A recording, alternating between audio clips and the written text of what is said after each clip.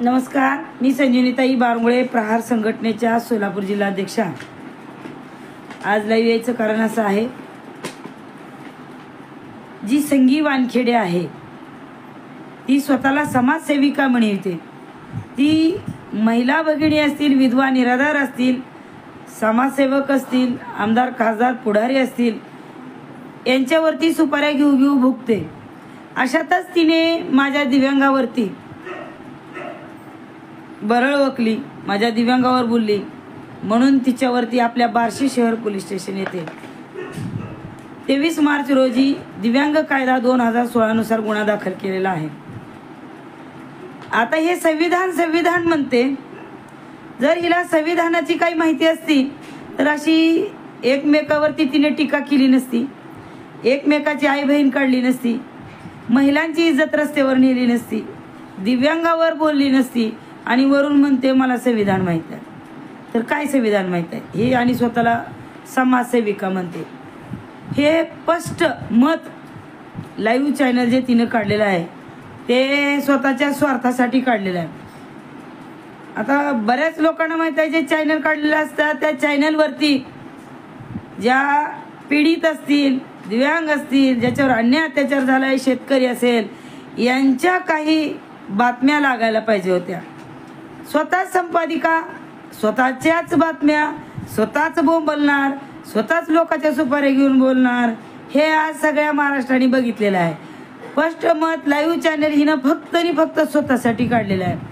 आणि हिला एवढं कळत नाही, हे स्पष्ट मत चॅनल जे आहे हे फक्त आणि फक्त जरांगे पाटलामुळे चालतं. ज्या जरांगे पाटलांचं शेण खाती, ज्या जरांगे पाटलाच्या विरोधात बोलती, आज जर ती जरांगे पाटलाच्या विरोधात बोलली नसती तर तिनं, मला वाटतं, एवढे व्ह्यूअर्स, फॉलोअर्स, सबस्क्राईब घेऊन 32,000 पर्यंत पेमेंट मंथली उचललं नसतं. आणि तू आता सध्या संगेला आज सध्या तू जरांगे पाटलाचं मीठ खाते. ज्याचं खावं मीठ त्याचं करावं नीट. पण ती बिचारा तुझ्याकडनं अपेक्षा ठेवत नाही का?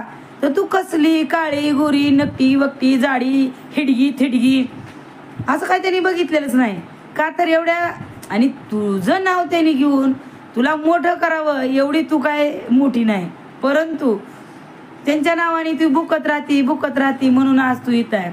आणि त्याच्यावर तू स्पष्ट मत लाईव्ह चॅनल काढलं, त्याच्यावरती तूच भुकती चार भीतीच्या आत.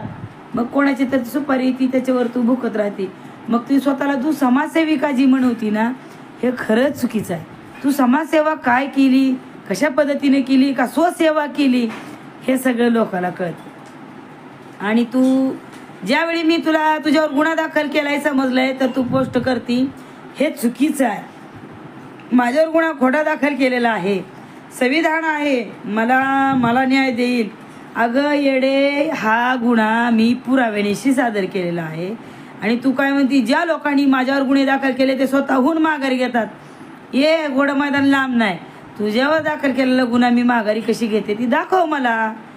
तू माझ्या पाया पडत ती का मी तुझ्यावरला गुन्हा माघारी घ्यायचं काही कारणच नाही. फर्स्ट मत लाईव्ह चॅनलवरती तू माझ्या दिव्यांगावरती नावानिशी भुकलेली आहे, त्यामुळं तुझ्यावर गुन्हा दाखल केलेला आहे. आणि तू पुरावे जी सादर करशील, काय करशील ते करून दाखव. तू म्हणती ना बाकीच्यांना की हा गुन्हा खोटा दाखल केलाय, असे किती बी गुन्हे दाखल करा, मी भेट नाही. मग काय संविधानाचा आदर करती ग तू? काय संविधानाचा आदर करती? दुसऱ्याला शिकवती माग भगवद्गीता आहे, माग संविधान आहे, त्यांच्यावर माझा विश्वास आहे असं जी भुकती ना, नाही. आणि ती चंद्रकोर टिकली लावली, मी जी जाऊची लेक. अगं सगळ्या महाराष्ट्राला माहित आहे तुझी जाऊची लेक आहे का काय आहे. आणि वर्ण म्हणती, साहेब मला मुख्यमंत्री महोदय, गृहमंत्री, मला पोलीस प्रोटेक्शन हवाय, मला गरज आहे. कशाचं पोलीस प्रोटेक्शन तुला पाहिजे ग? तू रोज एकाचे संग दुश्मनी घेत फिरती, पैसे कमवशील, रोज एकाला शिव्या देशील, तुला पोलीस प्रोटेक्शन पाहिजे. तुझं पोलीस प्रोटेक्शन कशामुळे गेलं ती सांगू काय तुला? अगं पोलीस प्रोटेक्शन मागितलं तुला, महिन्याला त्याचं पगार तर करणं झालं का? आणि वरनं पोलीस प्रोटेक्शन मागती. माझं बी मागणं आहे, मुख्यमंत्री महोदय, गृहमंत्री महोदय, मी सुद्धा एक समाजसेविका आहे, मी सुद्धा गोरगरिबाची कामं करते, विधवा निराधाराची, शेतकऱ्याची कामं करते. तिला पोलीस प्रोटेक्शन देताना मला बी पोलीस प्रोटेक्शन पाहिजे. माझ्या कामात आणि तिच्या कामातलं मला दाखवा. तिला पोलीस प्रोटेक्शन देताय जर दिलं ना, संजीवनी बारंगोळ्याला सुद्धा पोलीस प्रोटेक्शन द्यावं लागेल. आणि संगीता वानखेडे, जेवढं तू भुगशील तेवढ्या दुप्पट आम्ही तुला प्रत्युत्तर देणार, भिणार नाही. लक्षात ठेव. जय हिंद, जय महाराष्ट्र, जय प्रहार.